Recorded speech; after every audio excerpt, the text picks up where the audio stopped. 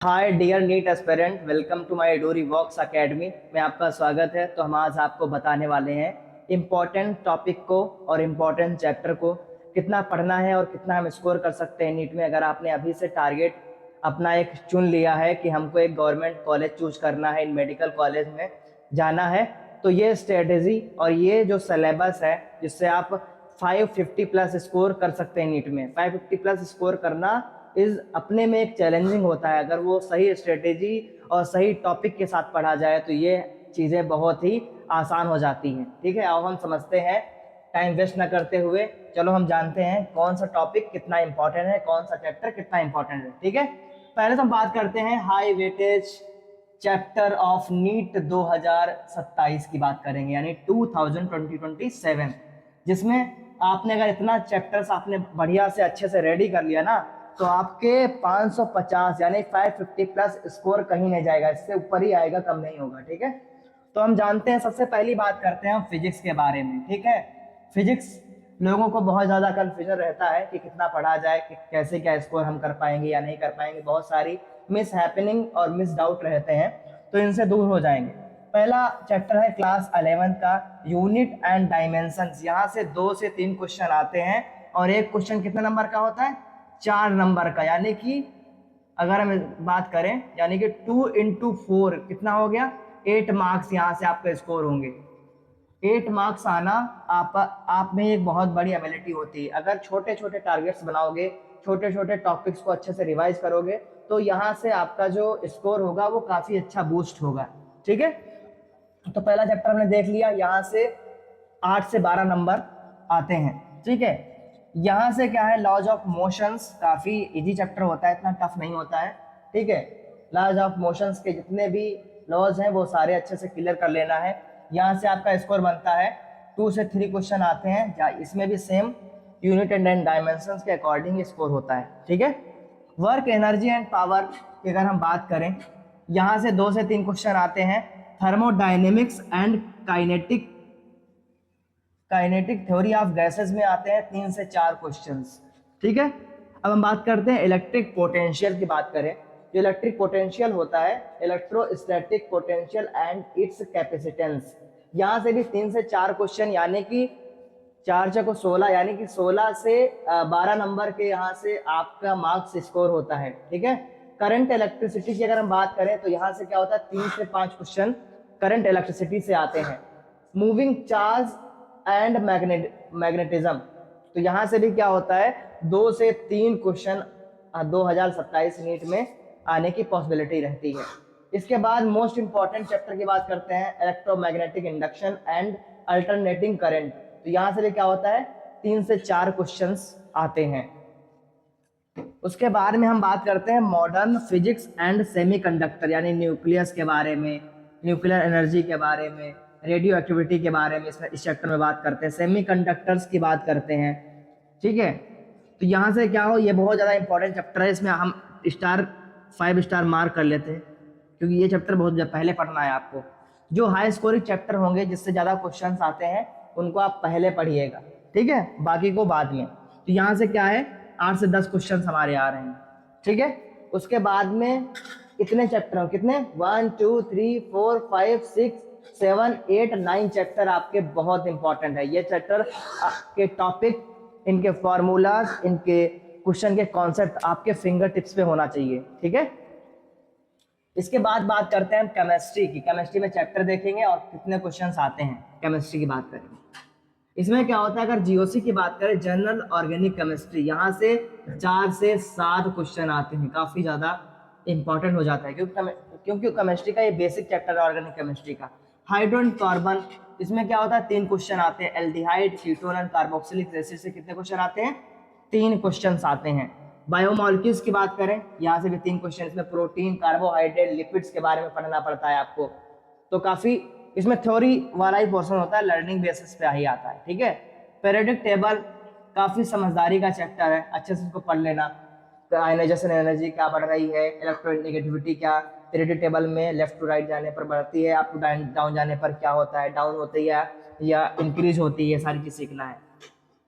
Bond parameters, hybridisation की बात करें तो यहाँ से 4 क्वेश्चन आते हैं, sp2 sp3 sp हाइब्रिडाइजेशन कैसे बनता है, ठीक है। कोऑर्डिनेशन कंपाउंड से भी क्या कितने क्वेश्चन आते हैं, 4 क्वेश्चन आते हैं। काइनेटिक केमिकल काइनेटिक्स यानी रासायनिक बलगतिकी, इससे कितने क्वेश्चन आते हैं, 2 से 3 क्वेश्चन।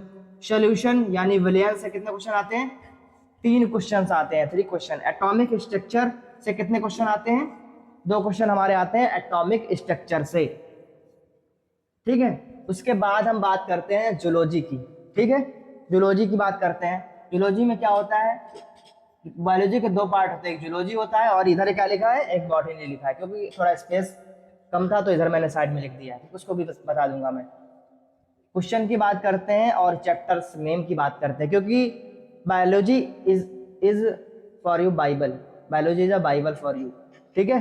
बायोलॉजी बाइबल है तो इसको अच्छे से रखना है, क्योंकि बायोलॉजी ऑलमोस्ट 360 मार्क्स की आती है, एक अपने में एक बड़ा सब्जेक्ट है।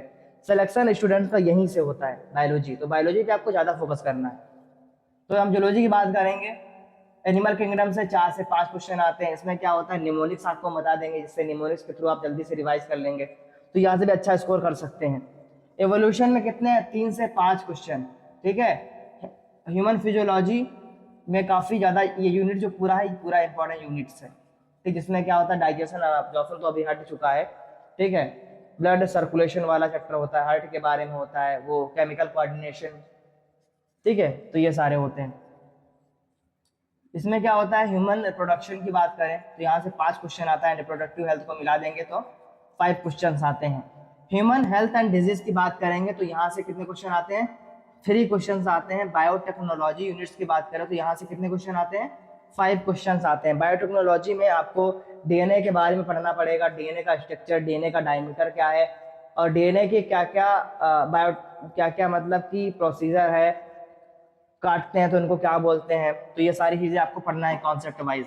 बायोमॉलिक्यूल्स भी आपको अच्छे से पढ़ना पड़ेगा, ठीक है। कौन सा पढ़ना पड़ेगा, बायोमॉलिक्यूल्स।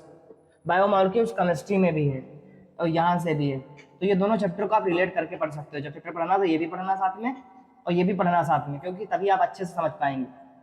केमिस्ट्री में भी बायोमॉलिक्यूल्स है और इसमें भी बायोमॉलिक्यूल्स है, ठीक है। अब हम बात करते हैं बॉटनी की, बात करते हैं। तो बॉटनी में क्या है, पहला chapter cell cycle and cell division. This chapter is very very important for you because of यहाँ से भी 4 से 7 क्वेश्चन आते हैं काफी। ये चैप्टर क्या है, कोरिलेटेड चैप्टर है, यानी एक दूसरे से चैप्टर से रिलेट करता है। सेल वॉल, सेल साइकिल, अगर आपने पहला चैप्टर पढ़ लिया है तो द सेकेंड चैप्टर आप इजीली पढ़ सकते हैं, क्योंकि बायोलॉजी भी कुछ चीजें क्या, जैसे ऑर्गेनिक केमिस्ट्री होती है ना, कुछ चीजें बेसिक से पढ़ना पड़ता है, तो इसमें भी क्या है, कुछ चीजें बेसिक से ही आपको पढ़ना पड़ेगा। तो cell cycle and cell division की बात करें तो यहाँ से 4 से 7 क्वेश्चन। प्लांट किंगडम की बात करेंगे तो 3 क्वेश्चन यहाँ से आते हैं। फोटोसिंथेसिस एंड हायर प्लांट, इन हायर प्लांट्स में क्या होता है, फोटोसिंथेसिस, तो वहां से 3 क्वेश्चन आते हैं। प्लांट ग्रोथ एंड डेवलपमेंट की बात करें तो यहाँ से भी 3 क्वेश्चन आते हैं। और जेनेटिक्स की बात करें तो यहाँ से 6 question. Genetic is most important, father of genetics Gregor John Mendel, this is a father of genetics है, तो इसको बहुत अच्छे से पढ़ना है, बहुत काफी अच्छे से। मैं इसको हाईलाइट कर दे रहा हूँ, ठीक है, स्टार मार्क कर दे रहा हूँ, इसको जरूर नोट कर लीजिएगा, ठीक है। मॉलिक्यूलर बेसिस ऑफ इनहेरिटेंस, ठीक है, मॉलिक्यूलर बेसिस ऑफ इनहेरिटेंस, ये भी इंपॉर्टेंट चैप्टर है, यानी कि molecular basis of inheritance, genetics and ecology, इनको, इन चैप्टर्स को आपको बहुत पहले करना है, क्योंकि जब आप पहले कर लेते हैं तो आप मॉक टेस्ट देने के लिए आप एलिजिबल हो जाते हैं, आपके लिए बहुत अच्छी एबिलिटी आ जाती है, क्योंकि नंबर आप क्वेश्चन अगर आप सही करते हैं मॉक टेस्ट में तो आपको कॉन्फिडेंस बूस्ट होता है, जब कॉन्फिडेंस बूस्ट होगा तो काफ़ी अच्छे से आप चीज़ें कर पाएंगे, ठीक है। तो ये हो गया हमारा आज का टॉपिक, क्योंकि नंबर ऑफ क्वेश्चंस यहाँ से ज़्यादा आते हैं, तो आपको इन क्वेश्चंस को पहले प्रैक्टिस करना है।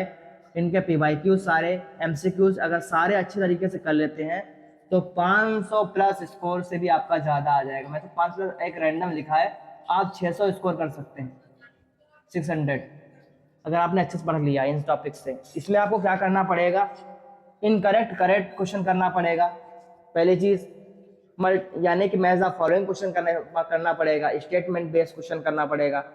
हर टाइप्स, हर कैटेगरी के अगर आप क्वेश्चन कर लेते हैं ना तो आपके लिए बहुत अच्छा स्कोर बन करके आता है। अगर आपको ये वीडियो काफ़ी अच्छी लगी है, और हम एक सीरीज लॉन्च करेंगे बायोलॉजी शॉर्ट नोट सीरीज, जिसमें हम आपको शॉर्ट्स वीडियो के अंतर्गत आपका सिर्फ 2 मिनट जाएगा, उसमें एक इम्पॉर्टेंट टॉपिक्स हम समझेंगे बायोलॉजी का, जो कि आपके लिए इम्पॉर्टेंट होगा। ठीक है, अभी आपने स्क्रीनशॉट नहीं लिया है तो आप एक बार स्क्रीनशॉट इसका ले सकते हैं इन सारे टॉपिक्स का, कि आप इसको टॉपिक नोट करके अपनी स्टडी टेबल के सामने आप चिपका लीजिएगा, जिससे आपको याद रहेगा हमको किस टॉपिक में ज़्यादा फोकस करना है, किस किस चैप्टर को ज़्यादा ही पढ़ना है, पहले पढ़ना है। ठीक है, तो वीडियो कैसा लगा आप लोग कमेंट में ज़रूर बताइए।